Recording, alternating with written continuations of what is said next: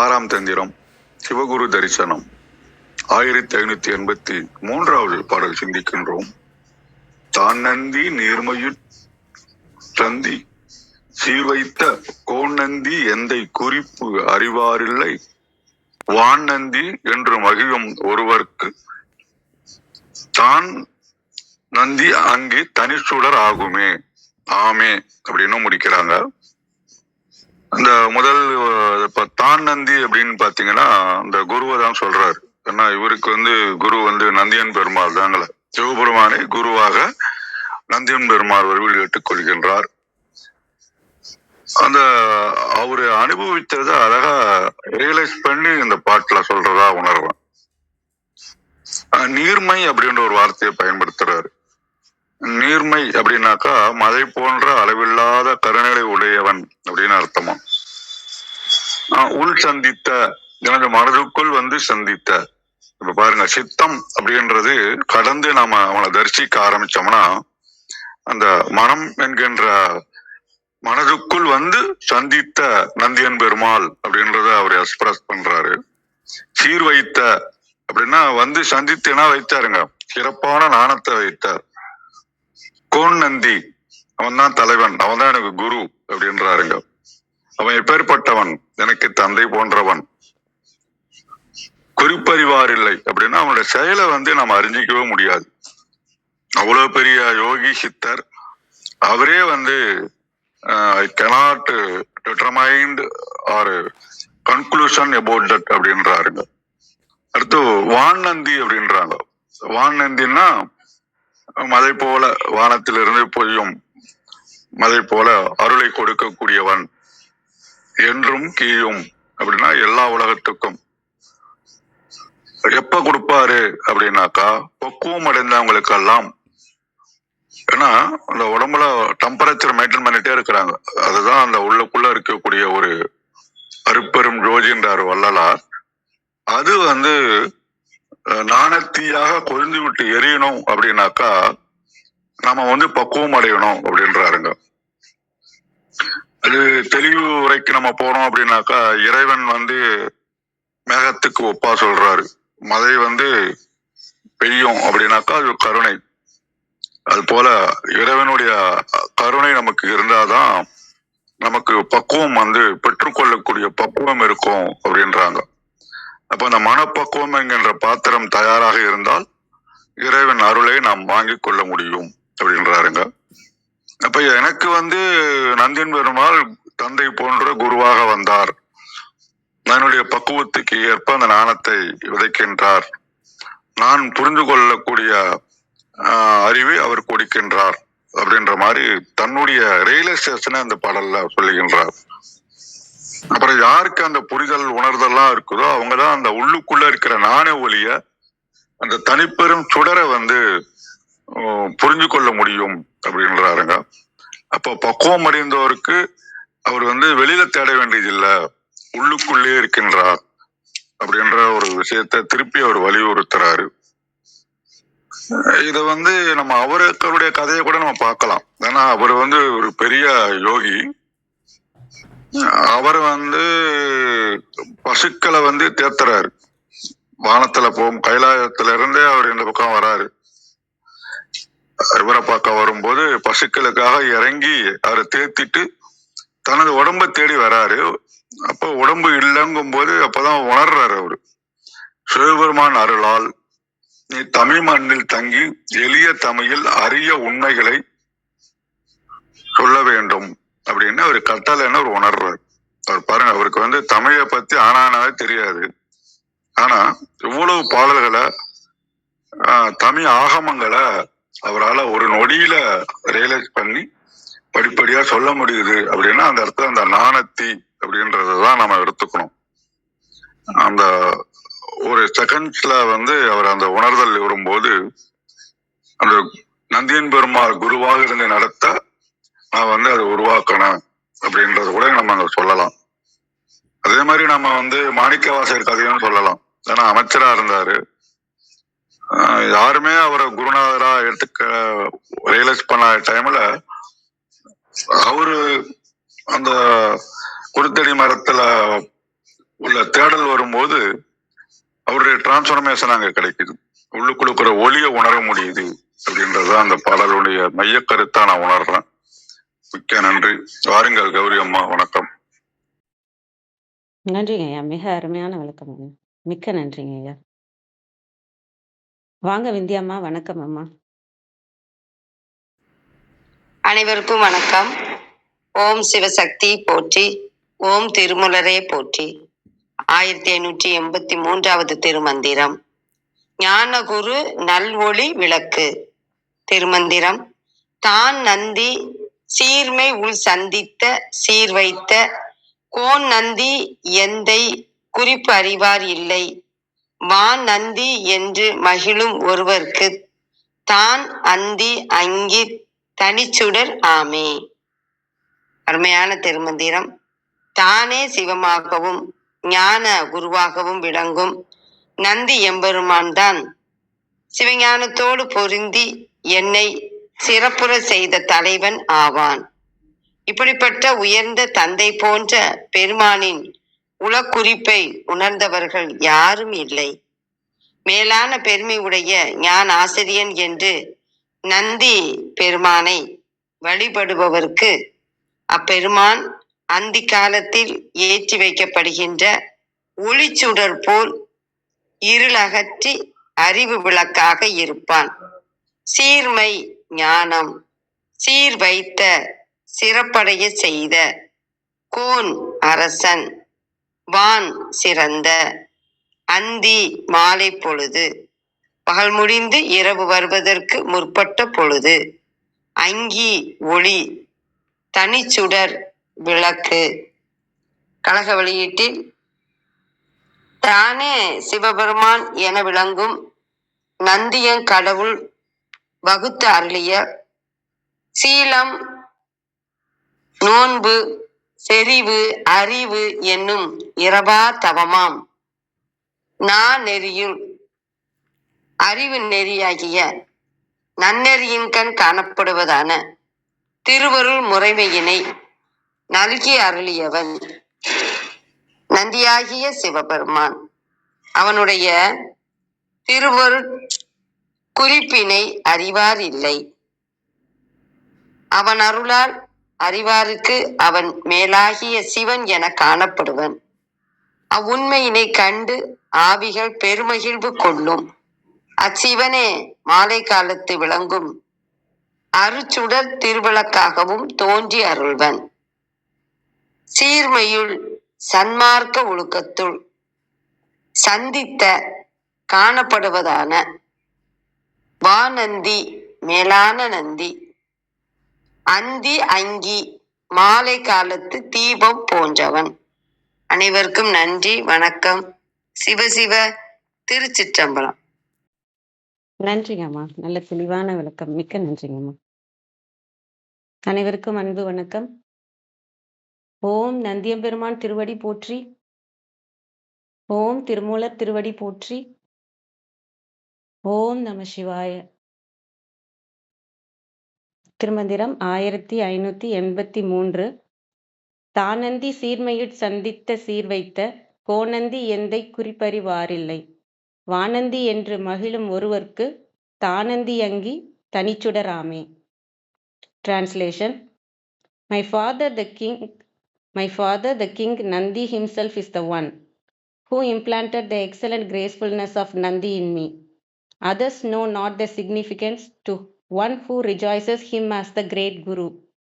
He is the peerless son of illumination. தானந்தி சீர்மையில் சந்தித்த சீர்வைத்த. தான் நந்தி, தான்னாலே இறைவன், தன்னுள் இருக்கும் இறைவன். தான் நந்தி, அவர் நந்தியாக குருவாக. சீர்மையுள் சந்தித்த சீர்வைத்த. சீர்மைன்னா பெருந்தன்மை, அருள். அவரோட அருளால அந்த நமக்குள்ள என்ன வைத்தார்னா சீர் வைத்தார். என்னன்னா அந்த அருள் ஞான ஒளி அந்த சிறப்பை நமக்குள்ளேயும் வைத்தாங்க. கோனந்தி எந்தை குறிப்பறிவாரில்லை. அந்த தலைவனோ தனக்குள்ள இருக்கிற இறைவன் எந்த மாதிரி இருக்கிறார்ன்ற அந்த குறிப்பை அறிவாரில்லை. வானந்தி என்று மகிழும் ஒருவருக்கு, வானந்தி இங்கேயுமே அனைத்துமே அந்த திருவடியா நான் பார்க்குறேன்.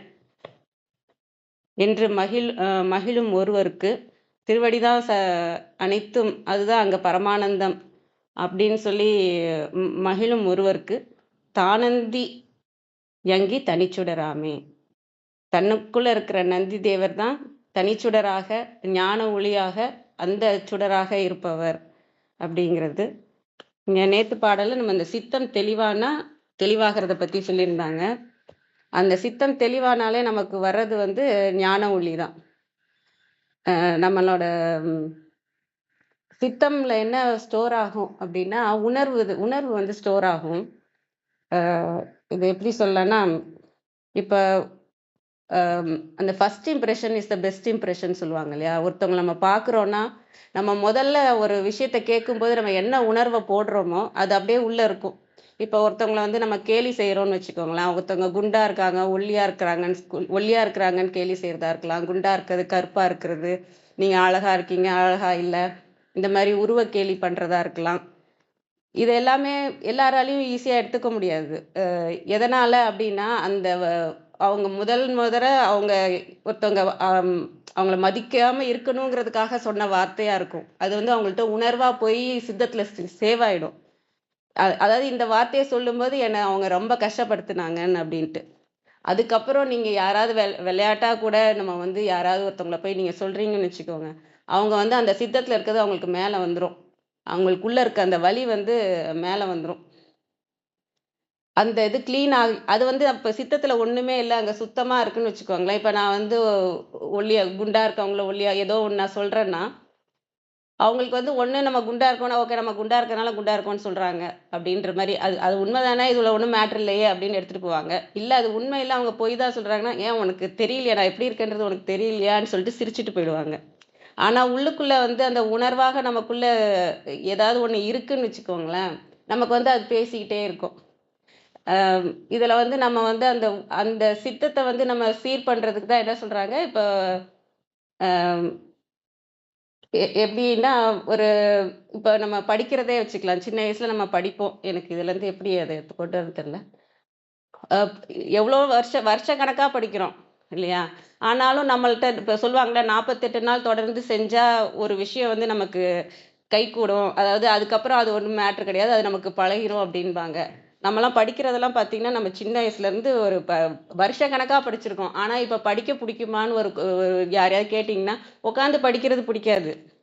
ஏன் இத்தனை வருஷமா நம்ம அதே தான் செஞ்சோம், இன்னுமா நம்மளோட மனது பழகலை அப்படின்னா, நம்ம மனது எப்படி பழகிருக்குன்னு வச்சுக்கோங்களேன்.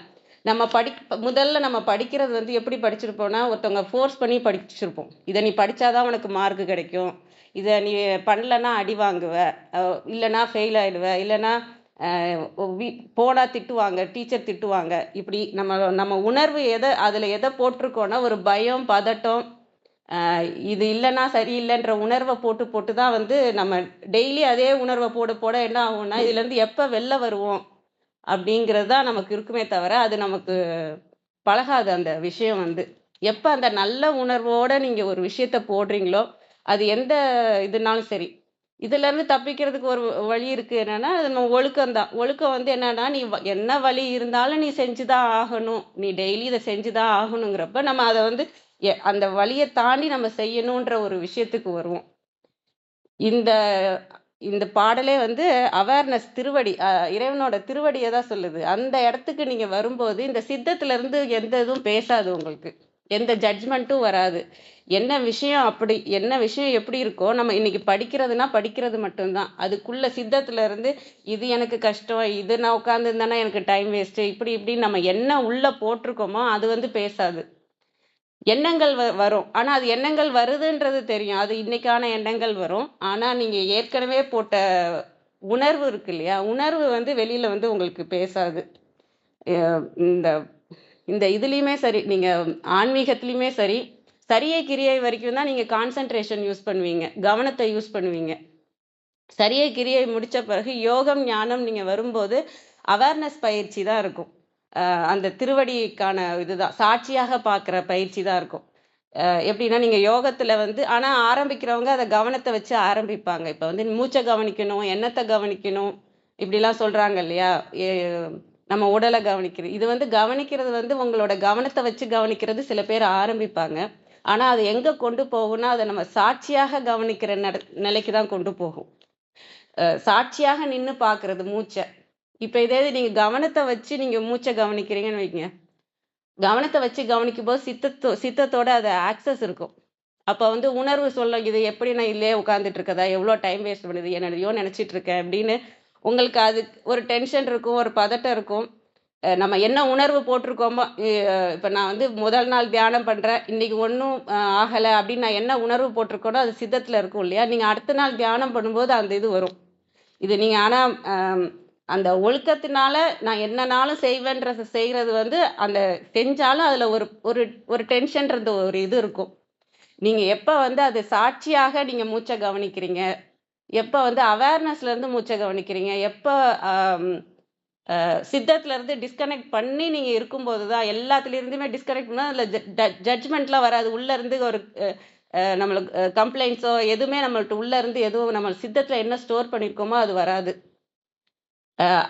இறைவன் திருவடியில இருந்து நீங்க இருக்கும்போது உங்களால மூச்சை வந்து நிம்மதியா கவனிக்க முடியும். எந்த மாதிரியான நீங்க யோகா பயிற்சியில இருக்கீங்களோ, எந்த இதுல இருக்கீங்களோ, அந்த உணர்வு நிலையெல்லாம் உங்களுக்கு சுத்தமாக இருந்ததுன்னா, அதனாலதான் இந்த ஹீலிங்ன்றது ரொம்ப முக்கியம்னு சொல்றோம். நமக்குள்ள என்ன உணர்வுலாம் போட்டிருக்கோமோ, அது எல்லாத்தையும் சுத்தம் பண்ணணும். ஏன்னா இதெல்லாம் வந்து ஒரு மாயை விளையாட்டு தான்.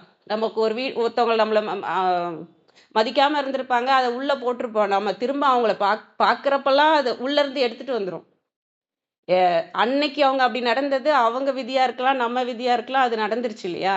ஆனா அதுக்கப்புறம் உங்கள சேரவே விடாது. உங்கள வந்து அந்த உணர்வு, அந்த சித்தம் தான் உங்கள வந்து சுருக்கி வச்சுக்கும். நீங்க வந்து சின்ன வயசுல உங்கள யாராவது நீ வந்து இதே உனக்கு வந்து அறிவே இல்லன்ற மாரி ஏதோ ஒண்ணு சொல்றாங்கன்னு வச்சுக்கோங்களேன். அத சித்தத்துல போட்டிருப்போம். இப்ப ஏதாவது அறிவா ட்ரை பண்ணணும்னு நீங்க நினைக்கும் போதும் உள்ள இருந்து சொல்லும். அதெல்லாம் உன்னால முடியும்பா, உனக்கு தான் அறிவே இல்லையேன்னு நமக்கு சொல்லும். அந்த நம்ம அத சித்தத்தை சுத்தம் பண்ணாதான் உங்களால நிம்மதியா அந்த இதுல இருக்க முடியும். இறைவனோட திருவடியில இருக்க முடியும். உள்ளுக்குள்ள நம்ம என்ன போட்டிருக்கோம்னு நம்ம வந்து நம்மள அறியணும். நமக்கு என்ன சொல்லுது இந்த உணர்வு? நம்ம ஒரு விஷயம் ஒருத்தவங்கள பார்க்கும்போது என்ன சொல்லுது? அது எங்க இருந்து வருது? எந்த இடத்துல இருந்து வருது? எப்ப ஏற்பட்ட வலி அது இப்ப உணர்வா நமக்கு வருது? ஏன்னா நம்ம ஒரு விஷயத்த மறந்துருவோம். என்ன நடந்தது? அவங்க என்ன பேசுனாங்கன்றது கூட மறந்துருவோம். ஆனா அந்த நேரத்துல என்ன உணர்வு நீங்க என்ன வலிய அனுபவிச்சீங்க? என்ன ஃபீல் பண்ணீங்கன்றது வந்து ஆழமா ஸ்டோர் ஆயிருக்கும். அதே மாரி ஒரு விஷயம் திரும்ப வருதுன்னா, திரும்ப அந்த உணர்வுல இருந்து திரும்ப எடுத்துட்டு வந்துரும். இதே மாரி தான் அன்னைக்கு நடந்தது, இதே உணர்வு தான் வந்ததுன்ன உடனே அதுலேருந்து நம்ம எஸ்கேப் ஆயிட்டு நம்மள வந்து குறுக்கி குறுக்கி வச்சிருப்போம். இங்க எல்லாருமே சமம் தான். எல்லாருக்குமே அந்த இது இருக்கு. நம்மளால ஒருத்தவங்களால வெளில வர முடியுது, ஒருத்தவங்களால ஒரு பயிற்சிய பண்ண முடியுது, ஒருத்தவங்களால இன்னும் தாண்டி யோசிக்க முடியுது அப்படின்னா, அவங்க சித்தத்துல இருந்து கொஞ்சம் தள்ளி வந்திருக்கிறாங்க. அவங்களோட சித்தம் தூய்மையா இருக்கு. அவங்களோட வலிகள்லாம் அவங்கள வந்து புடிச்சு இழுக்கல. சின்ன வயசுல நடந்த விஷயங்கள்லாம் அவங்கள அமுக்கி வைக்கல. ஏன்னா அததான் நம்பிட்டு இருக்கும் உள்ள வந்து. சின்ன வயசுல யார் உங்கள என்ன சொன்னாங்களோ, அதுதான் உண்மைன்னு நம்பிட்டு இருப்பீங்க. அதுதான் உண்மைன்ற உணர்வு அப்படின்னு இருக்கும். அப்ப நம்ம அடுத்த நிலைக்கு போகணும், அப்டேட் ஆகணும் அப்படின்னா, நம்ம அ பழைய விஷயத்தையே புடிச்சிட்டு இருந்தோம்னா, நம்மளால அப்டேட்டே ஆக முடியாது. அது உங்கள புடிச்சு புடிச்சு இழுக்கிற மாரியே இழுத்துக்கிட்டே இருக்கும். அந்த வலி இருந்துகிட்டே இருக்கும். ஒரு விஷயம் பண்ணும்போது அந்த வலி திரும்ப வந்துருமா, நம்மளால அப்புறம் திரும்ப அடுத்த ஸ்டெப் போக முடியாது. இது இது என்னன்றது தெரிஞ்சு அந்த இத நம்ம சுத்தம் செய்து, நம்ம அப்புறம் தான் திருவடிய போய் பிடிக்க முடியும். அதனால தான் நமக்கு வந்து சரியை கிரியை யோகம், ஞானமே வந்து அந்த பாதி பாதியா பிரிச்சு வச்சுட்டாங்க. இதுவரைக்கும் நீ வந்து கவனத்த வச்சு வா. இதுக்கப்புறம் வந்து சாட்சியாக பார்க்கிற பயிற்சி தான். உங்களுக்கு யோகமும், ஞானமும் என்னன்னா, சாட்சியாக இருந்து உங்கள கவனிக்கிறது, உங்கள தன்னை அறியறது, உங்களுக்கு என்ன பிரச்சனை, உங்களுக்குள்ள என்ன இருக்கு அப்படிங்கிறது தான். அந்த அவேர்னஸ இங்க நான் சொல்றதா தான் நான் பார்க்குறேன். அதுதான் வந்து சித்தம் முடிஞ்சுச்சு போன பாட்டுல. அது சுத்தம் ஆகுன உடனே தான் உங்களால முழுமையா அந்த சூரியனாக அந்த ஒளியில இருக்க முடியும். இல்லன்னா நமக்குள்ள அந்த களங்கம் இருக்கிறப்ப அது இருக்காது. அது அதுதான் நான் இதுலருந்து புரிஞ்சுக்கிறது. அனைவருக்கும் நன்றி. வாங்க கிருத்திகா அம்மா. வணக்கம் அம்மா.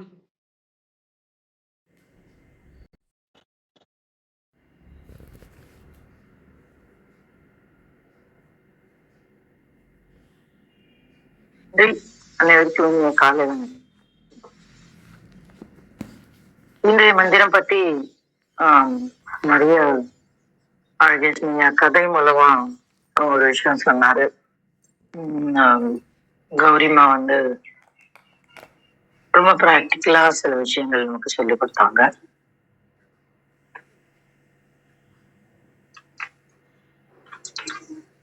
தேவாரம்.org என்ன சொல்றதுன்ற விளக்கத்தை முதல்ல நம்ம வாசிச்சிடலாம். அதுல ஒரு சின்ன பாடபேதம் இருக்கு. நம்ம வந்து எல்லா பதிப்புகள்லயும் தானந்தி சீர்மையுட் சந்தித்த அப்படின்னு இருக்கு. தேவாரம்.org தானந்தி நீர்மையுட் சந்தித்த அப்படின்னு ஒரு பாடபேதம் இருக்கு. அது என்னன்னு நானும் இப்பதான் பார்த்தேன். நல்ல எனக்கு சரியா தெரியல.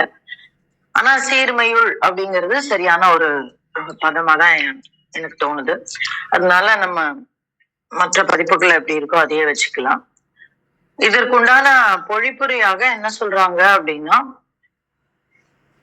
தானந்தி சீர்மையுள் சந்தித்த சீர்வைத்த கோன் நந்தி எந்தை குறிப்பறிவார் இல்லை, வானந்தி என்று மகிழும் ஒருவருக்கு தானந்தி அங்கி தனிச்சுடராமே அப்படின்னு பாடல் சொல்றது. இதற்குண்டான பொழிப்புரை வந்து, ஞானத்தை பெற்றவன் சிவனது இயல்பை தனது அறிவில் காணும்படி வைத்த ஆசிரியன் அந்த சிவனே என்க அப்படின்னு சொல்றான். இன்னும் சிவனது திருவுள்ளத்தை அறிபவர் உலகில் இல்லை. அதனை வறிய வல்ல ஒருவனுக்கு அச்சிவன் மாலை காலத்தில் ஏற்றப்பட்ட புறவிளக்கு போன்ற ஒப்பற்ற அகவிளக்காய் நிற்பான். வானந்தி அப்படிங்கிறதுக்கு அந்திவானம் அப்படிங்கிற ஒரு பொருளை சொல்லக்கூடிய மாலை காலத்தில் ஏற்றக்கூடிய விளக்கு அப்படின்னு சொல்லி ஒரு பொருள் இருக்கு. அதற்கு பிறகு அதுல குறிப்புரை என்ன சொல்றாங்க அப்படின்னு, நந்தி எது சீர்மையை உள்ளே சந்தித்த சீரென்க, அதான் குரு. அதுக்குண்டான ஒரு விளக்கமா சொல்றாங்க. இச்சீரினை பெற்றவன் ஞானி ஆகையால் தான் என்றது அவனே ஆயிற்று. கோன் நந்தி என்னும் குறிப்பு என்க மகிழ்தற்கு அக்கோனை என்னும் செயற்படு பொருள் வருவிக்க அப்படின்னு சொல்றாரு. அதாவது இந்த இடத்துல நம்ம கோன் நந்தி அப்படிங்கிறது அக்கோனை அப்படின்னு சேர்த்து வாசிச்சுக்க முடியும் அப்படின்னு சொல்றாரு. அங்கி என்றார் ஆக்கம் ஓமை குறித்து நின்றது, அவர் செய்யக்கூடிய செயலை குறித்து நின்றது அப்படிங்கிற மாதிரி. இதனால் சிவகுருவை சிவன் என உணர்தலே சிவனது திருவுள்ளத்திற்கு உவப்பாவது என்று கூறப்பட்டது அப்படின்னு சொல்றாங்க. இப்போ இந்த மந்திரத்தை வந்து நம்ம இந்த இடத்துல ஐயா சொல்ற மாதிரி தானந்தின்னு ஒண்ணு இருக்கு, அப்புறம் கோநந்தின்னு இருக்கு, வானந்தின்னு இருக்கு, திருப்பி தானந்தி அப்படின்னு இருக்கு. இந்த இடத்துல இந்த 2 தானந்தி இருக்கு. அப்ப இந்த 2 தானந்திய நம்ம எப்படி பார்க்கலாம் அப்படின்னா, ரொம்ப அழகான ஒரு ஒரு பதத்தை நம்ம பிரிச்சு பார்க்கும்போது அதனுடைய வேறு ஒரு பொருள் வந்து நமக்கு விளங்கும். என்ன சொல்றாங்க, சீர்மையுட் சந்தித்த, நம்ம முதல்ல இருக்கிற தானந்தியை விட்டுறலாம். நம்ம சீர்மையுட் சந்தித்த சீர் வைத்த கோன் தான் அந்த நந்தி அப்படின்னு நம்ம புரிஞ்சுக்கலாம். சோ இந்த இடத்துல சீர்மையில இருந்து ஆரம்பிக்கலாம். சீர்மை அப்படின்னா நமக்கு தெரியும் சிறப்பு. எங்க சிறப்பு அப்படின்னா நமக்குள்ளேதான். சீர்மையில் நமக்குள்ளதான் இருக்கு. அது நம்ம தான் சிறப்பானவர்கள். அதுல அதை சீராக வைத்த, அப்ப நமக்குள்ள இருக்கக்கூடிய இந்த ஆசாபாச கர்மமலங்களை எல்லாம் நீக்கி விட்டு நம்மை சீர் செய்து, அதான் உள்ளம் பெருங்கோயில் அப்படின்றார். எப்போ அது பெருங்கோயிலாக மாறும் அப்படின்னா, இந்த அத்தனை எண்ணங்களும் போய் உடல் சுத்தமாகி, நம்ம அந்த உடல் சுத்தம்னு ஒண்ணு பண்ணுவோம் இல்லையா, அந்த மாதிரி உள சுத்தங்கள் எல்லாம் நடக்கணும். நடந்து இதயம் பெருமானை தாங்கக்கூடிய அவனுடைய எண்ணத்தை சதா நினைத்து மனதில் நினைத்து தியானித்து கொண்டு இருக்கின்ற ஒரு தன்மை.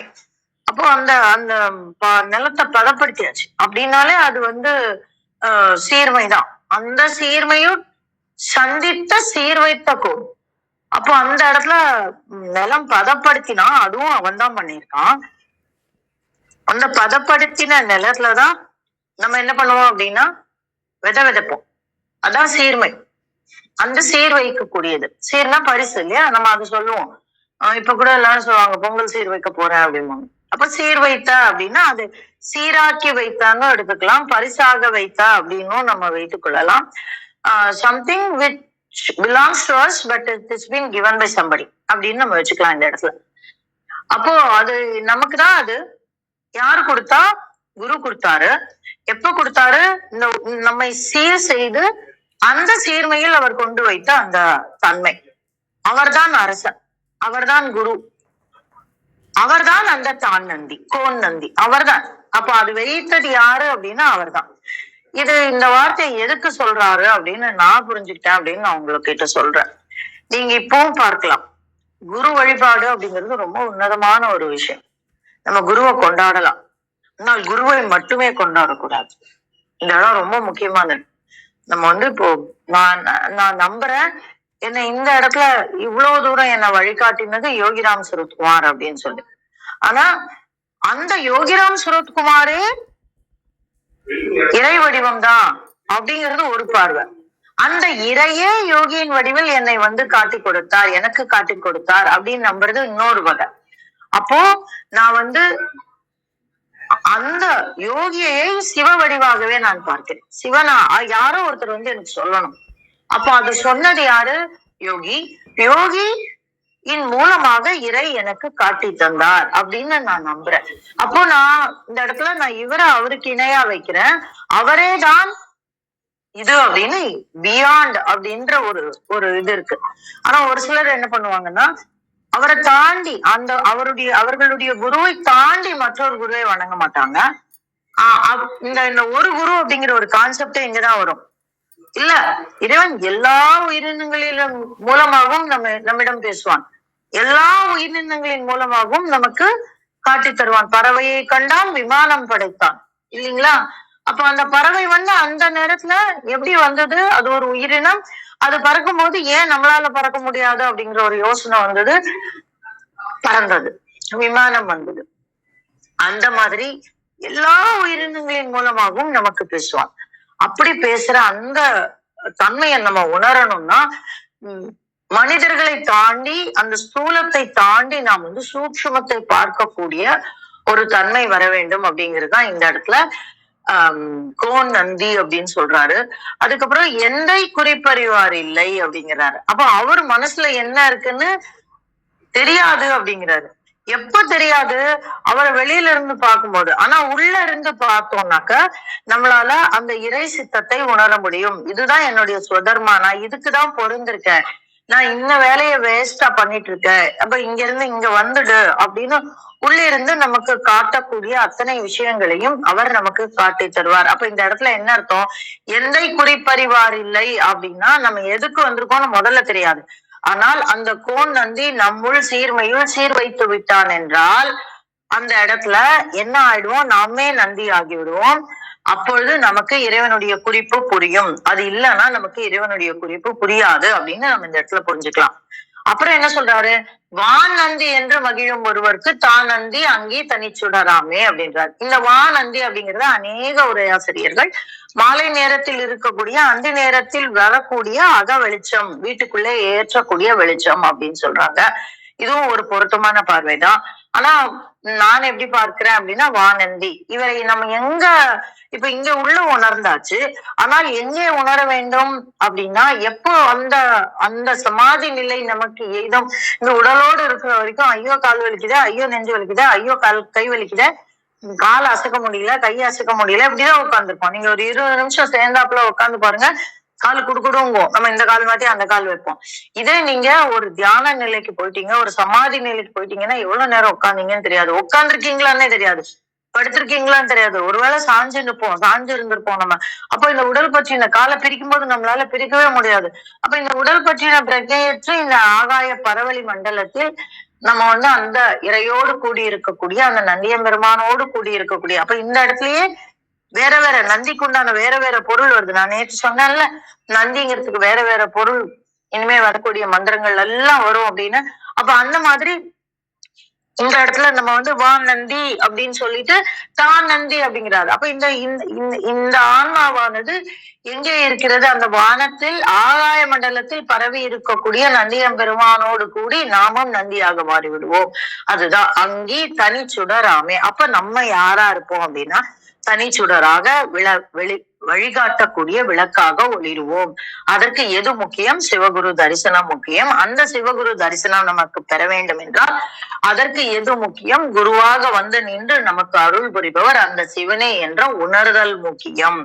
அந்த உணர்தலை அவர் எங்கனம் நமக்கு செய்கிறார் என்றால் சீர்மையுட் சீர் வைத்த அப்படின்னு சொல்றார். சீர்மையுட் சந்தித்த சீர் வைத்த. அப்ப அந்த இடத்த சரி பண்ணி அவரே நமக்கு தருகிறார். சோ எல்லாம் அவர்தான்.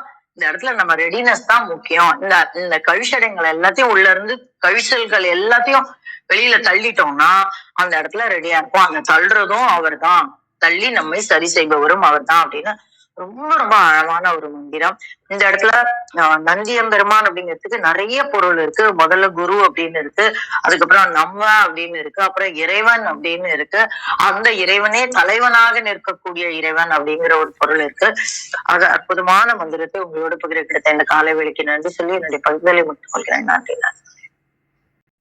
மிக்க நன்றிங்கம்மா. நல்ல தெளிவான விளக்கம். ஒவ்வொரு இதுக்கும் பொருள் எடுத்து கொடுத்து சொன்னீங்க. மிக்க நன்றிங்கம்மா.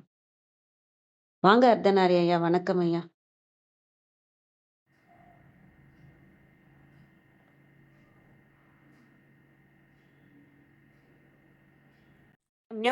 ஐயா வணக்கம் வணக்கம்.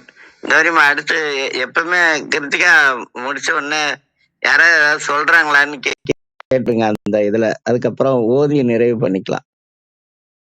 நன்றிங்க. நன்றி. எதுவும் கருத்து கேள்வி ஏதாவது இருக்குங்களா?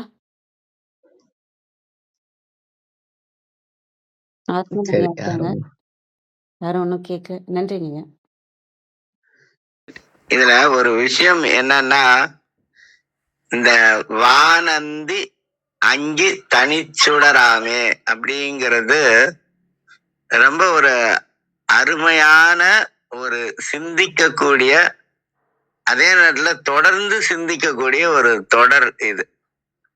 இதுல நீர்மை அப்புறம் சீர் வைத்த அப்படிங்கிறது வந்து, நீர்மைங்கிறதும் அந்த சீருங்கிறதும் ஒண்ணுதான் ஏறத்தாழ. அந்த நீர்மைனா பண்பு அப்படின்னு அர்த்தம். இதுக்கு எங்க தெரியும் அப்படின்னு சொன்னா, பயனில சொல்லாமை 20வது அதிகாரத்துல 5வது திருக்குறள்ல சீர்மை சிறப்பொடு நீங்கும் பயனில சொல்வார் நீர்மை உடைத்து அப்படின்னு. அந்த நீர்மைனா அந்த பண்பு, அந்த குவாலிட்டிங்கிற வேர்டை சொல்றதுக்கான சொல் தான் வந்து நீர்மை அப்படிங்கிறது. அந்த பண்பு இருந்ததுன்னா அந்த சீர் அப்படிங்கிற சிறப்பு வந்துரும் அப்படிங்கிறது. அதனால அவரு அந்த அந்த நூலாசிரியர் அந்த நீர்மைங்கிற சொல்ல எங்க இருந்து எடுத்தாருன்னு தெரியல. அது மாதிரி ஒரு விஷயம் இருக்கும். ஆனா இதுல என்னன்னா, இந்த வானந்தி மாலை அந்தி அங்கி அந்தி மாலை அங்கி தனிச்சுடர் அப்படிங்கிறது ரொம்ப அருமையான விஷயம். இப்ப இன்னைக்கு அதோடைய வேல்யூ தெரியல. இந்த கரண்ட் எல்லாம் இல்லாத காலத்துல, கரண்ட் அப்படின்னு ஒரு விஷயமே இல்லாத காலத்துல மாலை நேரம் ஆன உடனே ஒவ்வொரு வீட்லயும் என்ன பண்ணுவாங்கன்னா, அந்த சிமிலி விளக்குன்னு ஒண்ணு இருக்குங்க, அதை ஏத்துவாங்க. அந்த விளக்கு இல்லைன்னா ஒண்ணுமே பண்ண முடியாது. இப்ப இன்னைக்கு நிறைய வந்து முன்னேற்றம் வந்துடுச்சு. நம்ம வீட்டுல வந்து இன்வெர்டர் போட்டு பேட்டரி சார்ஜ் பண்ணி வச்சுக்கிறது வரைக்கும் வந்திருக்கு. ஆனா இதெல்லாம் இல்லாத காலத்துல அந்த மண்ணெண்ணெய் விட்டு விளக்கு ஏத்துவாங்க பாருங்க, அதுதான் உண்மையிலேயே ஒரு ஒரு நல்ல வெளிச்சம். அந்த எங்க வீட்டுல எல்லாம் தறி நெய்யும்போது கூட அந்த வெளிச்சம் தான் தறி நெய்வாங்க. சோறாக்குறது, தறி நெய்யறது எல்லாமே அந்த வெளிச்சம் இருக்கும். அது மாதிரி குருவோட வார்த்தை, குருவோட கருத்து, குருவை பின்பற்றுவது அப்படிங்கிறது, இந்த பிறவி அப்படிங்கிறது இந்த மண்ணுலகத்துல நம்ம மாலை நேரத்துக்கு வந்துட்டோம். ஆனா இந்த மாலை நேரத்துல ஏற்றப்பட்ட விளக்கு எது அப்படின்னா அது குருவை பின்பற்றுவது அப்படிங்கிறது. இந்த உலகத்துல ஆசை அப்படிங்கிற காற்றினால் அந்த விளக்கை அந்த விளக்கு அணைந்து விடாதபடி, அந்த விளக்கை அணைத்து விடாதபடி நம்ம பார்த்துக்கணும். ரொம்ப கேர்ஃபுல்லா இருக்கணும் அப்படிங்கறதெல்லாம் இந்த பாட்டுல நம்ம சிந்திக்க வேண்டிய ஒரு விஷயம். அது அதாவது இன்னைக்கு குழந்தைங்களுக்கு அந்த கரண்ட் இருக்கக்கூடிய சூழ்நிலையிலையும், கரண்ட் இல்லைன்னா கூட இன்வெர்டரை பயன்படுத்துற சூழ்நிலையிலையும் இருக்கிற குழந்தைகளுக்கு அந்த உணர்வு வராது. ஆனா கரண்டே இல்லாம மாலை நேரத்துல விளக்கேத்துறது, அப்புறம் இந்த நிலா வெளிச்சத்தையே ஒரு பெரிய விஷயமா எடுத்துக்கிறது, இந்த மாதிரி காலகட்டத்துல வாழ்ந்தவங்களுக்கு தான் அந்த மாலை நேரத்துல விளக்கேத்துறது அப்படிங்கிறது எவ்வளவு முக்கியமானது அப்படிங்கிறது தெரியும் அப்படின்னு இந்த வரிய கேட்டதுல இருந்து நான் சிந்திச்சுக்கிட்டே இருப்பேன். எப்படி அந்த விளக்க அணையாம பார்த்துக்கணுமோ அது மாதிரி நம்ம இதுக்கு ரொம்ப சிறந்த எடுத்துக்காட்டு ஆழ்வாரோட பாடல்கள். அன்பே தகழியா ஆர்வமே நெய்யா அப்படின்னு, வையம் தகழியா அப்படின்னு ஒருத்தர் சொல்லியிருப்பாரு. தகழி அப்படின்னா அந்த அகல் விளக்கு இருக்குல்ல, அததான் தகழி அப்படின்னு சொல்லுவோம். அது ரொம்ப சிறப்பான ஒரு கருத்து. ரொம்ப நல்லா இருந்தது. எல்லாருமே ரொம்ப சிறப்பா சொன்னாங்க. இந்த மாதிரி சிந்திக்கும் போது அது இன்னும் நல்லா இருக்கும். அந்த திருமூலர் காலத்துல எப்படி சாயங்காலத்துல விளக்கு ஏத்திருக்கிறாங்க அப்படிங்கிறது, அப்புறம் அதுதான் அந்த தீப்பந்தம், தீச்சுடர், அதெல்லாம் இந்த நேரத்துல நம்ம யோசிச்சு ஒப்பிட்டு பார்த்தா ரொம்ப சிறப்பா புரியும். ஆனா இதுக்கு நிறைய பாடல்கள் இருந்தாலும் கூட நமக்கு திருச்சதகத்துல வானாகி மண்ணாகி அப்படின்னு ஒரு பாட்டு இருக்கும். இந்த பாட்டு அப்படியே பொருந்தும். ஆனாலும் கூட ரொம்ப நல்ல பாடல், ரொம்ப சிறப்பா பொருந்துறது அருள் விளக்க மாலை அப்படிங்கிற ஒரு வரி. இதுல முதல்ல இருக்கிற தான் நந்திங்கிறது ஒன்றவன் தானே, அது இறைவனை குறிக்கும். ரெண்டாவதா இருக்கிற தான் நந்தி இரண்டு அவன் இன்னருள், இரண்டாவதா இருக்கிற தான் நந்திங்கிறது அருளை குறிக்கும். அந்த அருள் ஒளியதான் விளக்கு, அந்த அங்கி அப்படின்னு சொல்லியிருக்காங்க. அந்த அந்த ஒளியினுடைய பயனை தான் தனிச்சுடர் அப்படின்னு சொல்லியிருக்காங்க அப்படின்னு நம்ம நினைச்சு பார்க்கலாம். அதனால இன்னைக்கு அந்த பாடல் அருள் விளக்க மாலை அப்படின்னு வள்ளலார் ஒரு 100 பாடல் சிதம்பரம் கோவில்ல ஏற்றிருப்பாரு. அந்த பாடலோட அதோட முதல் பாடல் மாத்திரம் பார்த்து நிறைவு பண்ணிக்கலாம். அருள் விளக்கே அருட்சுடரே அருள் ஜோதி சிவமே அருளமுதே அருள் நிறைவே அருள் வடிவ பொருளே இருள் கடிந்து, கடிந்துனா நீக்கின்னு அர்த்தம்.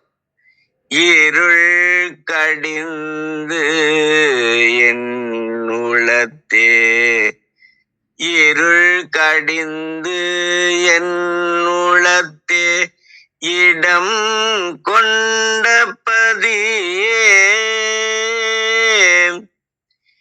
இருள் கடிந்து என் உளத்தே இடம் கொண்ட பதியே என் அறிவே என் உயிரே எனக்கினிய உறவே என் அறிவே என் உயிரே எனக்கினிய உறவே மருள் கடிந்த மாமணியே மாற்றறியா பொன்னே மருள் கடிந்த மாமணியே மாற்றறியா பொன்னே மன்றில் நடமிடுகின்ற மணவாளா எனக்கே பேருளளித்த திருவாளா ஞான உருவாளா தெய்வ நடத்தரசே நான் செய்மொழி ஏற்றருளே தெய்வ நடத்தரசே நான் செய்மொழி ஏற்றருளே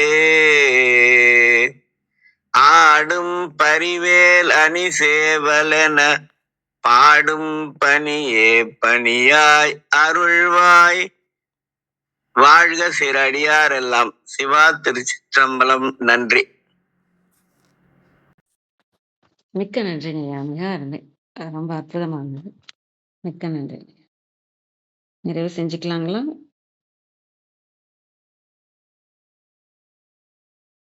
அனைவருக்கும் நன்றி. இன்று எங்களுடன் இணைந்த அனைத்து உள்ளங்களுக்கும் எங்களது மனமார்ந்த நன்றிகள். மீண்டும் நாளை காலை 6:30 மணிக்கு சந்திப்போம். தலை நிறைவு பெறுகிறது. திருமூலர் திருவடிகள் சரணம் சரணம். திருமூலர் திருவடிகள் சரணம் சரணம். திருமூலர் திருவடிகள் சரணம் சரணம். அனைவருக்கும் நன்றி. ஓம் நம சிவாய.